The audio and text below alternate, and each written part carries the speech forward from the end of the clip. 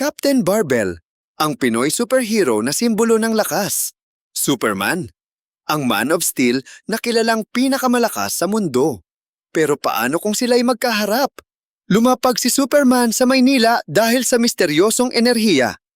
Doon ay nag-abang na si Captain Barbell, handang ipagtanggol ang Pilipinas. Agad silang nagpalitan ng suntok, yanig ang buong syudad. Laser vision ni Superman, sinalubong ng malakas na suntok mula kay Captain Barbell. Parehong hindi matitinag, pero habang tumatagal, lalong lumalakas ang bawat atake. Nagliparan sila pataas sa kalangitan, tagisan ng bilis, lakas at tibay.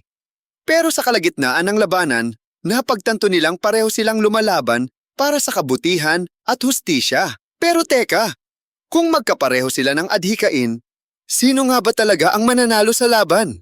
Ikaw, sino ang pipiliin mo bilang tunay na pinakamalakas?